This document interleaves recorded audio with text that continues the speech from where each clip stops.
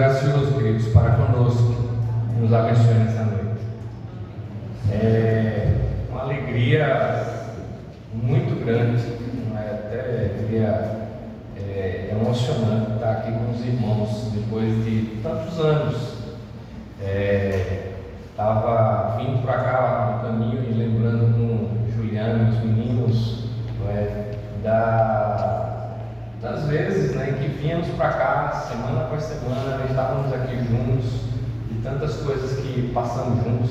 Estava falando para a Cris, eu lembro do primeiro sermão que eu preguei aqui, a igreja ela não era nessa posição, ela era nessa posição. O púlpito ele ficava mais ou menos aqui, virado para lá, não tinha uma lâmpada fluorescente, eram lâmpadas incandescentes, bem pequenas, e em cima do púlpito tinha uma lâmpada deste tamanho para iluminar o púlpito melhor. E eu lembro que naquele dia eu saí daqui pingando por dois motivos. Primeiro, que era a primeira vez que eu pregava na vida, então, e segundo, pelo calor. Hoje a gente chegar aqui, poder ver uma igreja organizada, uma igreja climatizada, uma igreja abençoada pelo Senhor, com pessoas servindo ao Senhor, isso traz a alegria aos nossos corações. Lembro que Cris, ela montava o violão, tocava e cantava junto com ele ali, então eram as guerreiras. Lembro das outras guerreiras, da nossa irmã ali que era tesoureira. Olha, vocês estão lendo o Eclesiastes, começaram a ler hoje, e Eclesiastes, vocês vão ver mais lá na frente, que ele vai dizer que vai chegar uma época em que a nossa memória ela vai embora, os moedores, mesmo com o dentista, eles vão embora, os dois não foram ainda não, mas vai chegar uma hora que eles vão embora, a vista ela escurece, os cabelos eles ficam brancos, então tudo isso está escrito lá nas escrituras, vocês vão ver na leitura de Eclesiastes. Então, se eu esquecer o nome de alguém, depois a gente lembra, me perdoe, mas eu lembro dos guerreiros da igreja, que ainda estão presentes, e daqueles outros que já passaram e já se apresentaram ao Senhor, como Vilma, está muito melhor do que nós. A palavra do Senhor deixa isso tão claro. Então, estar aqui com os irmãos nessa noite, podendo celebrar esses 5 anos de organização como igreja. Eu sei que a data não é hoje, a data ainda é no final do mês. Sei que vocês escolheram de propósito os dias do aniversário de Juliana, brincadeira, Então, no final do mês ali terá mais uma festa aí, para a organização da igreja. Eu fico muito grato ao Senhor, muito feliz em poder estar com os irmãos e mais ainda em poder compartilhar aquilo que há de mais precioso para as nossas vidas, que é a palavra do Senhor. Por favor, abra sua Bíblia lá em João 43, aliás, 43 não, João capítulo 4, a partir do verso 43.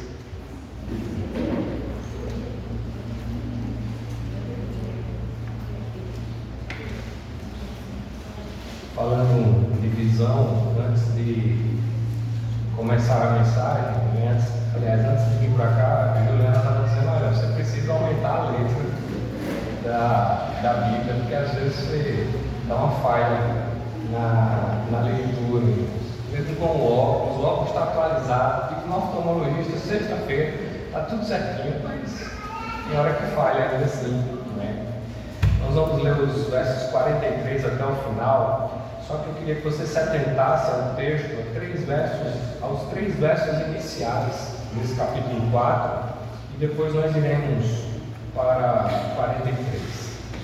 João, capítulo 4, os 3 primeiros versos, depois nós pularemos para o verso 43.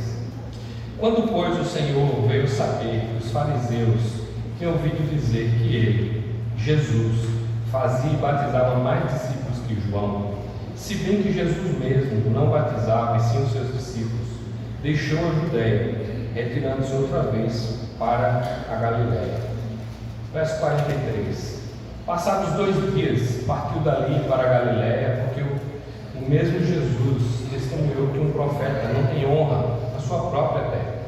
Assim, quando chegou a Galiléia, os galileus o receberam, porque viram todas as coisas que ele fizera em Jerusalém por ocasião da festa, a qual eles também tinham comparecido. Dirigiu-se de novo a Caná, na Galiléia, onde da água fizera vinho. Ora, havia um oficial do rei, cujo filho estava doente em Cafarnaum. Tendo ouvido dizer que Jesus viera da Judéia para a Galiléia, foi ter com ele e lhe rogou que descesse para curar seu filho que estava morto.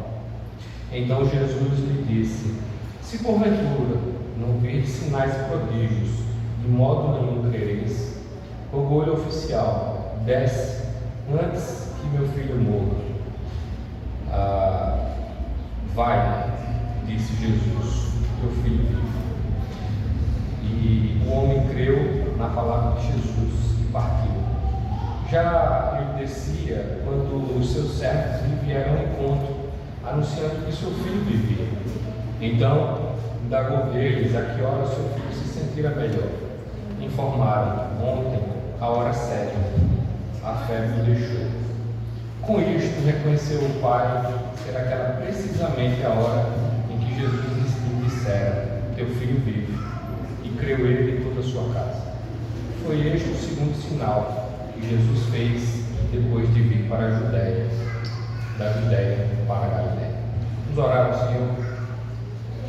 Pai bendito, como é bom, Pai, poder nessa noite nos reunir, ó Deus, com os irmãos preciosos, irmãos queridos, irmãos amados, para estudarmos, ó Deus, a Tua palavra e compreendermos, ó Deus, aquilo que o Senhor quer de nós, como venhamos, ó Deus, a viver as nossas vidas de modo a agradar ao Senhor. Pedimos, Pai, que o Senhor desvende os nossos olhos para enxergarmos, Pai, as maravilhas contidas na Tua palavra. Ó Deus, que o Senhor se agracie de nós e tenha misericórdia, Pai, das nossas vidas através dessa Tua palavra, Pai. Ó Deus, que o Senhor possa consolar aqueles que precisam ser consolados, que o Senhor possa confortar aqueles que precisam ser confortados, fortalecer, ó Deus, aqueles que também precisam ser assim, fortalecidos, mas também confrontar aqueles que precisam ser confrontados, ó Deus, com a Tua palavra. Nós pedimos, Pai, assim, pedimos também, Pai, que o Senhor tenha misericórdia, Pai, da minha vida, que não vá além, nem fique aqui, ó Deus, que o Senhor quer falar à Tua igreja nessa noite. Essa é a nossa oração, em nome e por amor do Teu Filho Jesus Cristo. Amém. Queridos, esse texto é um texto tão precioso das Escrituras. Às vezes, quando nós olhamos para o capítulo 4 de João, nós pensamos a partir do verso 4 até o verso 42, em que vai falar da mulher samaritana. E é um texto que quase todos conhecem, talvez até as criancinhas conheçam, porque é falado ali numa sala de escola dominical sobre essa mulher, aquela mulher que se apresenta diante de Jesus e o Senhor Jesus tem um diálogo com ela. E daquele diálogo, aquela mulher, ela é convertida ao Senhor, mas ela não apenas é convertida ao Senhor, ela vai para a cidade e lá na cidade ela começa a pregar aquilo que o Senhor Jesus havia falado sobre ela. E em falando, daquilo que o Senhor Jesus havia falado sobre ela, os homens da cidade vão até o Senhor Jesus e chega um ponto em que eles dizem assim: nós agora cremos no Senhor, não mais por causa do testemunho da mulher, mas porque nós vemos com os nossos próprios olhos. Então esse é o texto, ou esse é o contexto ali anterior ao que acontece, a esse texto que nós acabamos de ler.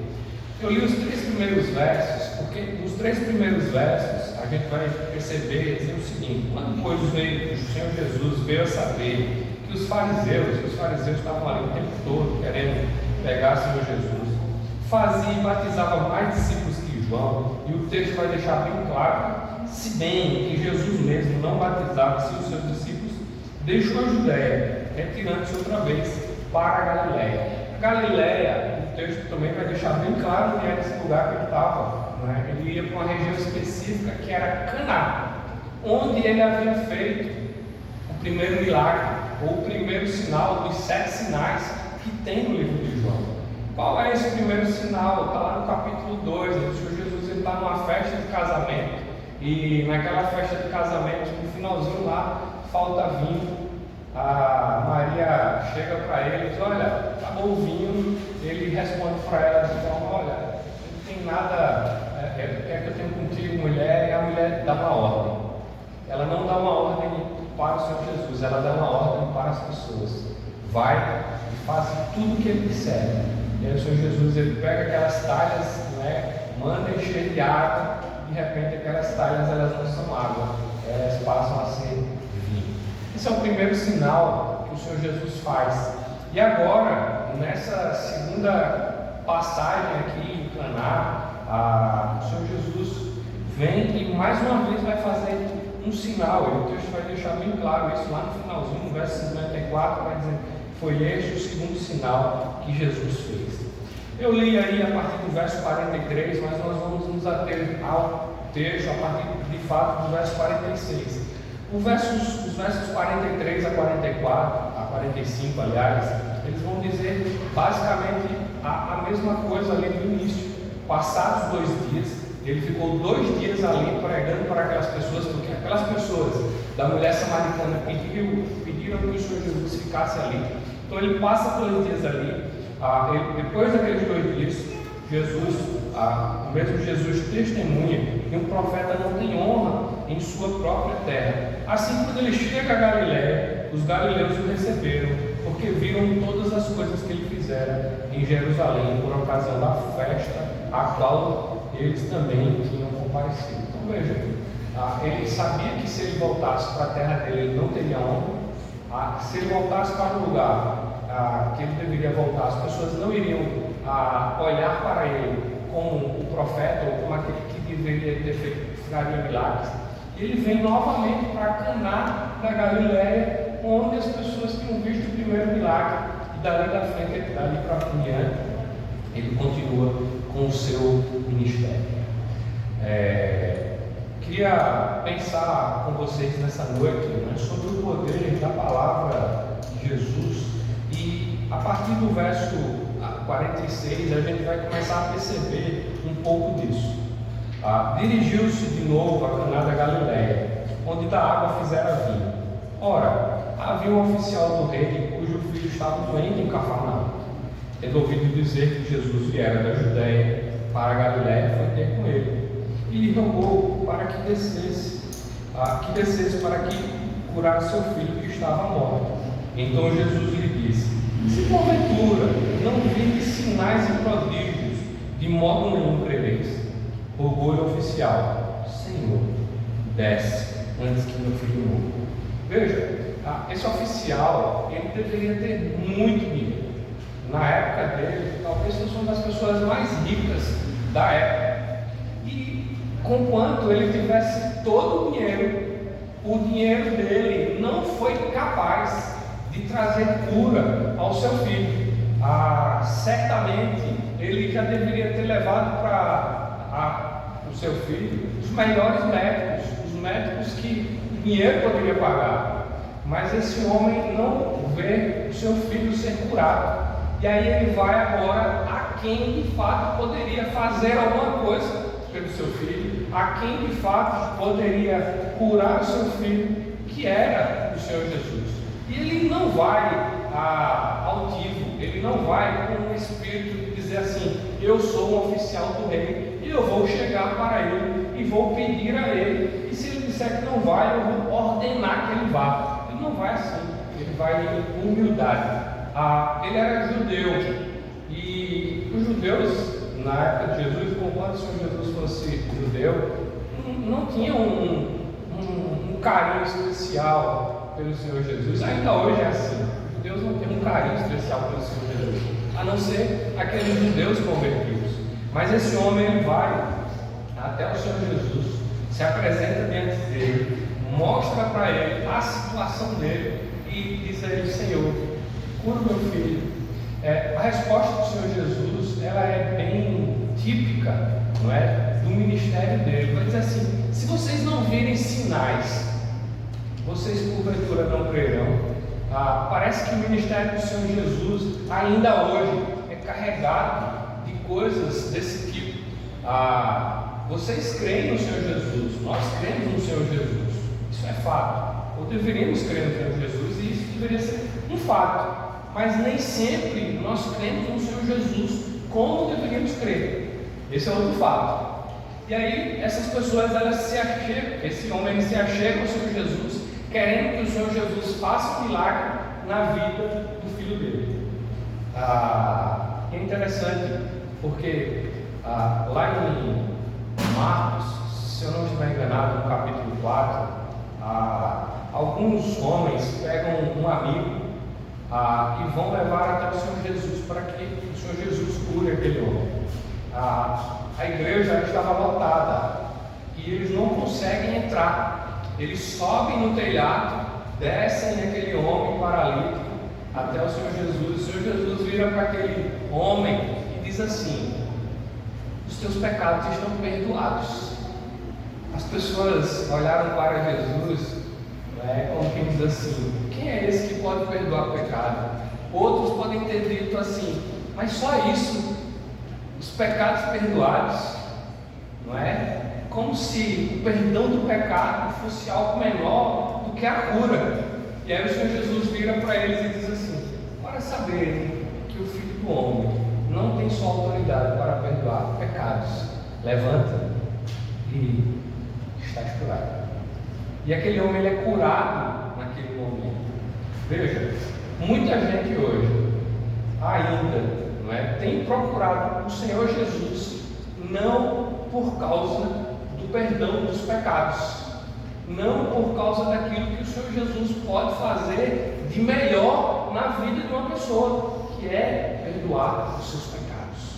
Pregava hoje de manhã na igreja, lá em Romanos, diz assim: o Senhor, citando o Salmo 32, versos 1 e 2, vai dizer que bem-aventurado é o homem a quem o Senhor jamais imputa pecado.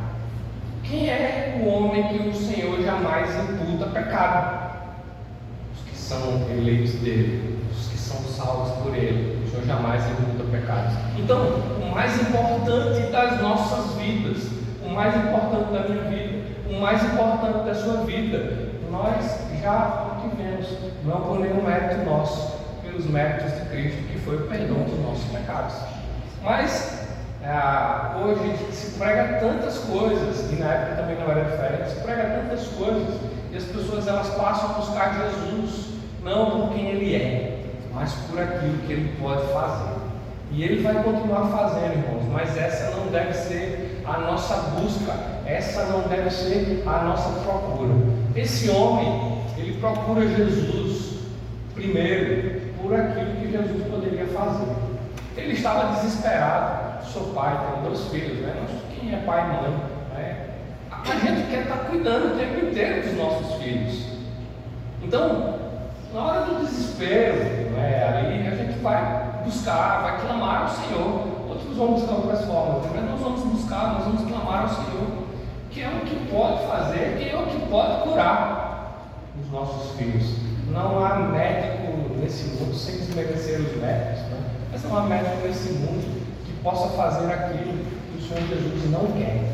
Ele só irá fazer aquilo que o Senhor irá usá-lo para fazer. E aí chega esse homem aqui diante do Senhor Jesus, e a resposta principal do Senhor Jesus não está nos versos desse diálogo anterior. A resposta principal do Senhor Jesus para ele está no poder da palavra dele, a partir do verso 50. O Senhor Jesus vira para aquele homem e diz assim: vai, obedece, vai. Olha o texto: disse-lhe Jesus: teu filho vive. Não parou aí não. Aquele homem, ele obedeceu ao Senhor Jesus. O verso vai dizer: o homem creu na palavra de Jesus e partiu. Ele obedeceu a palavra de Jesus e partiu. Houve uma prontidão desse homem em ouvir aquilo que o Senhor Jesus havia acabado de falar para ele. e ele parte. Deixa eu abrir aqui um parênteses. Acho que da minha casa para cá dá mais ou menos, eu não contei, mas dá mais ou menos uns 20 quilômetros, 20 e 25 quilômetros. Quando eu saí de casa, eu mandei para Diogo a minha localização e eu saindo de casa às 5h15, achando que estava saindo cedo, disse que eu iria chegar aqui às 5h50. Eu já achei que ia tarde, eu ia chegar mais um pouco antes aqui. 20 quilômetros a gente faz em 30 minutos hoje de carro. Esse oficial, ele estava, ou ele morava, a 25 quilômetros do Senhor Jesus. E 25 quilômetros naquela época não era um trecho que se fazia em 30 minutos. Era um trecho que se fazia em aproximadamente 1 ou 2 dias. Por causa dos perigos da estrada, transporte que era feito, não é? Muitas vezes ali a gente pensa em cavalo, mas não era, muitas vezes de camelo devagarzinho. Então o transporte ele era lento. Então o menino ele estava a 25 quilômetros de distância do Senhor Jesus. E o Senhor Jesus disse: vai, porque o teu filho vive. Vai, porque o teu filho vive. O Senhor Jesus, queridos, ele não precisa ir para o lugar, ele só precisa dar uma palavra. E com uma palavra, a pessoa ela é curada, a pessoa ela é transformada. Às vezes nós pensamos em pessoas que já estiveram conosco, que talvez, sei lá, estejam distante de nós, distante aqui da igreja, e a gente diz assim: eu não consigo ir lá nem pregar. Ore, clame ao Senhor. O Senhor ele pode mandar só uma palavra e aquela pessoa vai ser transformada. Às vezes a gente não consegue no hospital visitar um enfermo. Ore, e o Senhor com uma palavra ele pode mudar a vida daquela pessoa. O oficial ele foi pronto em atender. O Senhor Jesus ele dá uma palavra poderosa. A palavra do Senhor Jesus sempre é poderosa. Vai, teu filho vive. Não adiantava o Senhor Jesus dizer: vai, teu filho vive, e aquele homem não crer na palavra do Senhor Jesus. Mas o texto vai dizer que o homem creu na palavra de Jesus e partiu. Então a primeira coisa que a gente observa é essa palavra poderosa do Senhor Jesus curando aquela criança ali a 25 quilômetros de distância.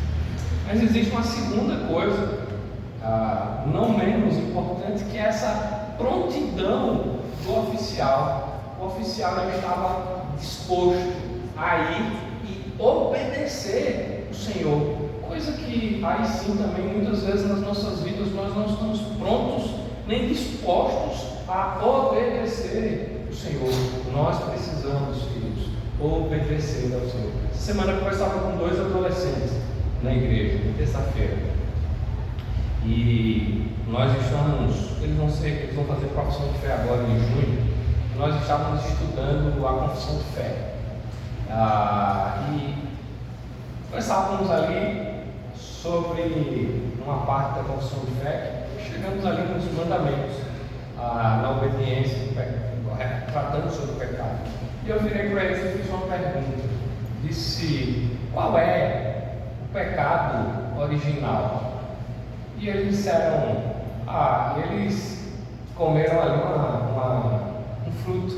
Eu disse: não, isso é uma consequência ali do pecado. Eu quero saber qual é o pecado original. E aí eles viraram para mim e eles deram a resposta correta. Disseram: pastor, a desobediência. Eu disse: exatamente isso. Quando nós olhamos os 10 mandamentos, os 4 primeiros mandamentos, eles dizem respeito ao Senhor. Os 6 mandamentos finais, eles dizem respeito ao nosso próximo. Mas os 10 mandamentos, eles têm uma perspectiva e todos eles se resumem à obediência. Se nós obedecermos, nós cumpriremos os mandamentos. O Senhor Jesus lá na frente, ele vai chegar e vai dizer: esses 10 mandamentos, eles se resumem a 2, que de fato é o que acontece. Os 4 primeiros são de respeito ao Senhor. Amarás ao Senhor teu Deus acima de toda coisa, todo o teu coração, todo o teu entendimento, e amarás o teu próximo como a ti mesmo, que se diz respeito aos 6 últimos mandamentos. Mas veja, todos eles falam sobre obediência. Então, pecado, quando nós pensarmos no pecado, qual foi o meu pecado? Desobediência. Qual foi o meu pecado? Desobediência. Seja ele qual for, é desobediência ao Senhor.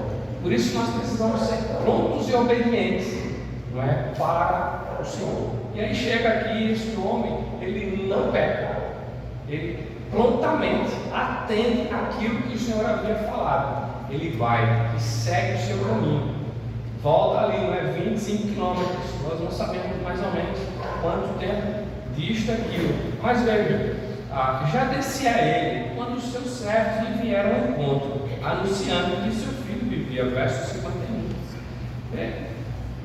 Provavelmente já estava ali quase um dia de distância. O texto aqui ele não mostra isso, mas já estava quase um dia de distância, porque ele faz uma pergunta aos servos. Então indagou deles a que hora seu filho se sentira melhor. Informaram: ontem, a hora 7ª, a febre o deixou. Ou seja, ele já estava ali voltando quase um dia de viagem, e a resposta é: ontem, a essa hora, a febre deixou o seu filho. A prontidão desse oficial, um homem que confiava apenas, talvez, no seu dinheiro, nas coisas da vida, ele agora passa a confiar no Senhor, ele passa a crer no Senhor. A coisa bem interessante que a gente pode pensar aqui é que o Senhor ele sempre oferece a sua palavra sobre nós, sobre as nossas vidas, mas nós nem sempre temos a fé suficiente. Aqui a resposta ela teve, ou a situação ela teve uma resposta imediata, mas nem sempre será assim, e mesmo assim nós precisamos manter a fé. Quem é mais antigo aqui vai lembrar de um irmão que vinha aqui comigo também, o presbítero Josemir. E Josemir, na época que estava aqui com a gente, certa feita ele conversando comigo, ele disse assim: pastor, era seminarista, mas ele já me chamava de pastor. Eu disse assim: pastor, eu passei 36 anos orando pela conversão da minha mãe. Minha mãe se converteu. Nem sempre as nossas orações elas serão respondidas de imediato.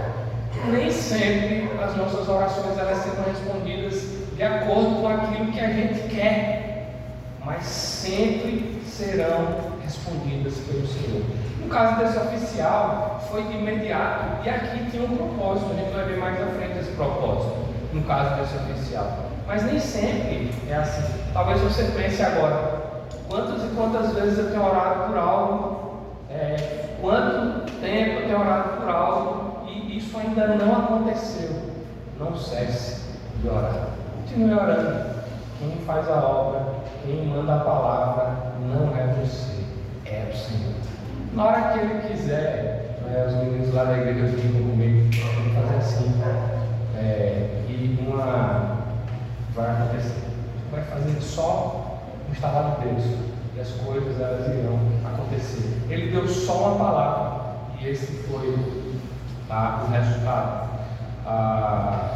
Nesse verso 52, não é? Que ele faz a pergunta aos discípulos dele, não aos discípulos de Jesus, aos seus servos. O coração daquele homem ele é aquecido de uma maneira que aquilo que ele tinha talvez escutado falar do Senhor Jesus, do casamento, talvez ele até tivesse no casamento, porque ele era um oficial, mas aquilo que ele havia escutado falar do Senhor Jesus no casamento, ele agora estava vendo com os olhos, ele estava percebendo, ainda que ele não tivesse ainda com o seu filho, mas ele já sabia que o filho dele estava curado. Que maravilha, Deus! Esse é o nosso Deus, esse é o nosso Deus, e Ele não mudou. Ele não mudou dessa época, Ele não mudou da nossa época, e Ele não mudará. Ele é imutável. Então, na hora que Ele quiser, Ele vai operar maravilhas, não é? Aquilo que Ele quer e como Ele quer. Verso 53 ali, ele vai dizer: com isso reconheceu o Pai ser aquela precisamente a hora em que o filho tivera, que Jesus lhe dissera: teu filho vive, e creu ele em toda a sua casa. Consegue perceber o motivo? O resultado de uma palavra do Senhor Jesus fez com que o homem e toda a sua casa, ela fosse convertida ao Senhor.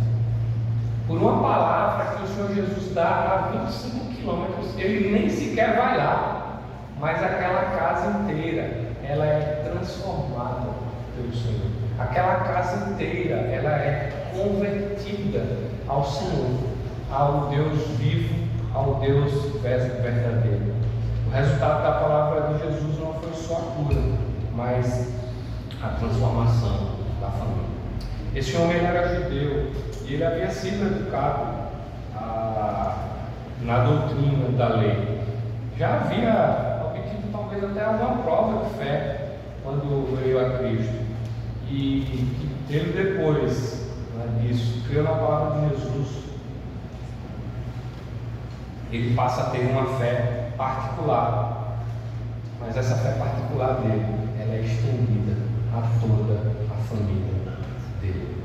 Aquele filho que estava enfermo, ele não é só curado, ele é salvo pelo Senhor.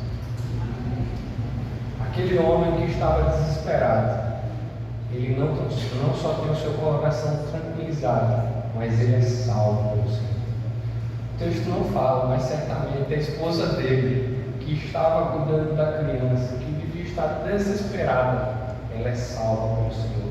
E a gente não sabe quantos outros são salvos, mas o texto vai dizer: a família inteira veio ao Senhor.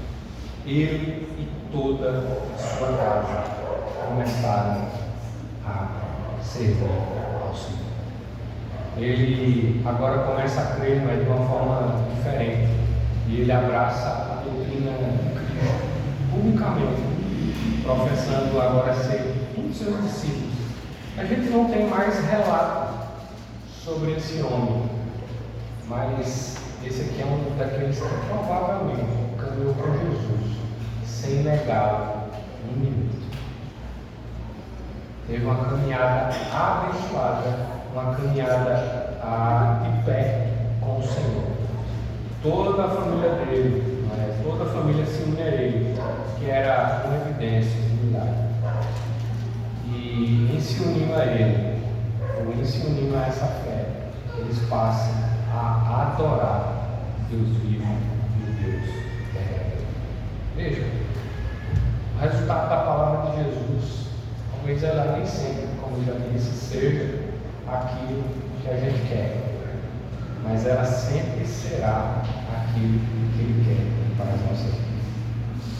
Vou abrir um parênteses aqui.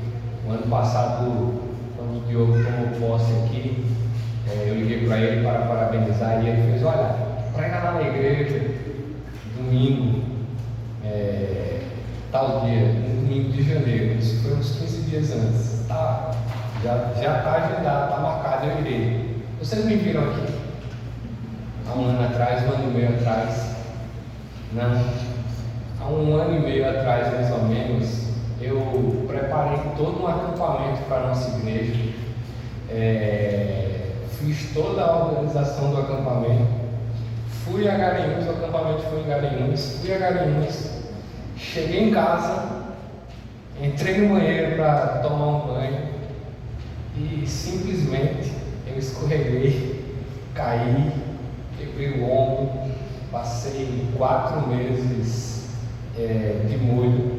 Eu não conseguia fazer isso aqui. Na verdade, eu não conseguia nem tirar o braço do lugar, que foi o ombro que foi quebrado. Toda a organização do acampamento estava feita. Quem mais queria ir para o acampamento era eu. Quem não foi, fui eu. E foi exatamente na semana que viria aqui para a igreja. Por que é que eu estou colocando esse exemplo e vou já fechar parênteses? A gente faz tantos planos a gente pensa tantas coisas, mas as coisas elas não caminham da forma como a gente quer, elas caminham da forma como o Senhor quer. E a forma como o Senhor faz é a melhor. Na hora, né, a dor foi grande, passei 4 meses com muita dor, não é? Eu não conseguia comer. Felipe está ali, Felipe de vez quando vinha me dar comida na boca, porque foi o braço direito, não o braço esquerdo, até que o cérebro desse os comandos para ele, para eu me obedecer, botar o garfo, a faca, qualquer coisa aqui na boca, né? Demorou, mas ele aprendeu, viu? Não, as coisas elas não são da forma como nós queremos, elas são da forma como o Senhor quer. O Senhor, você pode dizer assim, não, pastor, o Senhor poderia ter mandado uma palavra ali, o Senhor não ter caído, poderia,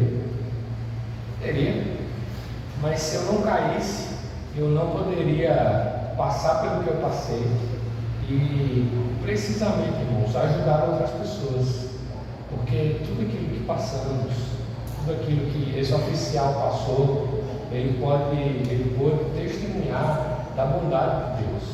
Então, a minha queda, eu digo assim, eu posso testemunhar da bondade de Deus na minha vida. E ele diz, pastor, o senhor poderia ter morrido. Poderia ter morrido, se tivesse morrido, estaria incomparavelmente melhor do que todos vocês. Mas não morri. O Senhor ele não quis assim. Não é? Só que eu passasse ali por um período de molho. Fechando parênteses, né? Às vezes as coisas elas não acontecem da forma como nós queremos, mas elas sempre acontecerão da forma como o Senhor quer. E é nisso que nós precisamos crer, assim que precisamos viver, caminhar, crendo que o Senhor ele continua sendo nosso Deus, crendo que o Senhor ele continua sendo bom, crendo que o Senhor ele continua cuidando das nossas vidas em meio a qualquer situação, em meio a qualquer circunstância. Volto a falar, nesse caso aqui específico, o Senhor tinha um propósito. O propósito dele não era apenas a cura da criança, era que a família fosse convertida ao Senhor, era que a família fosse transformada. Por isso que nem sempre a gente vai perceber o Senhor curando, nem sempre a gente vai perceber o Senhor fazendo, porque esse não é o propósito dele, mas sempre iremos perceber o Senhor operando maravilhas no nosso meio. Queria caminhar para a conclusão e depois trazer algumas aplicações às nossas vidas. A gente não pode colocar a nossa fé em qualquer outra coisa, qualquer outra pessoa que não seja a pessoa do Senhor Jesus. Você vai dizer, mas isso é simples, isso é o que eu escuto toda semana aqui de Hugo. Você pode até escutar, mas durante a semana talvez isso não seja o que você vive. Eu não vou desmerecer, por exemplo, a pandemia. Você quer uma pandemia? A pandemia é perigosa. Não levante a mão. Mas quantos ficaram desesperados? Não levante a mão. Talvez vários tenham ficado desesperados, porque colocaram a confiança no lugar errado. O máximo que o coronavírus poderia fazer na vida de um crente era fazer com que ele se apresentasse diante do Senhor. Já pensou? O máximo que ele poderia fazer com a vida de um crente era fazer com que ele se apresentasse diante do Senhor. Sei que vários irmãos partiram, e esses irmãos estão com o Senhor, que é incomparavelmente melhor. Mas às vezes a gente coloca a nossa fé em médicos, em remédios, não desmerecendo mais uma vez os médicos e os remédios, mas esquecemos que temos um Deus maravilhoso, um Deus que cuida das nossas vidas. Então nós não podemos colocar a nossa fé em qualquer outra coisa senão apenas no Senhor. Queria trazer um disse duas aplicações, uma para você que já é crente, outra para você que já caminha com o Senhor. A nossa fé, ela precisa sempre estar firmada no Senhor e na Sua palavra. Nós não devemos desanimar com as circunstâncias dessa vida, e sim crer num Deus que tem cuidado de nós, e Ele continuará cuidando de nós. Nós não podemos se desanimar com as coisas dessa vida. Eu levei uma queda e poderia dizer assim: eu não vou mais nem tomar banho, não vou nem entrar mais no banheiro. Eu continuo, irmãos, tomando banho, continuo indo para o banheiro, continuo fazendo tudo, não se preocupe. A nossa fé, ela está firmada no Senhor. Só vou abrir mais um parênteses aqui para falar sobre isso. Desde 2017 que eu ando de moto. E as pessoas dizem assim: pastor, moto é muito perigoso. Pastor, moto é muito perigoso. Pastor, moto é muito perigoso.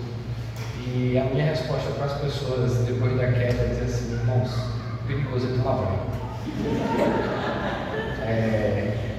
A moto, a gente continua andando. Só fechando o parênteses aqui. Tudo tem perigo nessa vida. Nós andarmos tem perigo, nós sentarmos tem perigo, nós caminharmos, tudo tem perigo. Se a gente for pensar em perigo, nós não vamos fazer nada nessa vida. E para descrentes, esse homem, ele conhecia o Senhor Jesus apenas como homem de milagres. Mas o texto, ele vai terminar dizendo, ou nos informando, que ele e a sua casa creram no Senhor Jesus. Hoje é tempo, queridos. Hoje é dia de arrependimento também. Então, se você está aqui e não conhece o Senhor, veja, eu conheci a igreja toda, hoje eu não conheço todo mundo. Se você está aqui e não conhece o Senhor, você pode, assim como esse homem, ter a sua vida transformada e a sua casa transformada. Não por causa de você, mas para a glória do Senhor, para a glória de Cristo Jesus.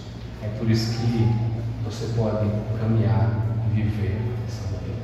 Que o Senhor, Ele nos abençoe, que Ele aplique a palavra dEle aos nossos corações para vivermos, não da forma como queremos, mas da forma como Ele quer. Quero agradecer a Diogo, irmão querido, sua família, o conselho, o convite. Estou à disposição sempre. Não acho que eu sou assim tão difícil. Foi só por causa da queda ano passado. Tanto é que quando ele falou comigo, eu disse: só ver só a escala. Dizer que é uma alegria estar aqui com os irmãos nessa noite. Que o Senhor continue abençoando essa igreja. Que o Senhor continue fazendo dessa igreja uma igreja relevante aqui no bairro dos Estados, na cidade de Camaragibe. Ele continue fazendo com que ela cresça, não por causa de Diogo, não por causa do conselho, mas para a glória do próprio Senhor.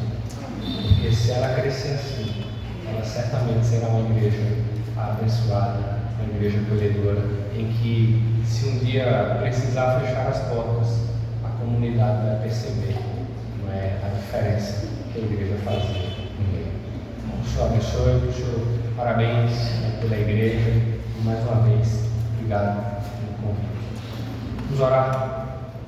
Pai bendito, nós louvamos a Deus nessa noite, mais uma vez, o privilégio que temos de poder, Pai, estar na Tua casa, no dia do Senhor, e poder, ó Deus, meditar na Tua palavra.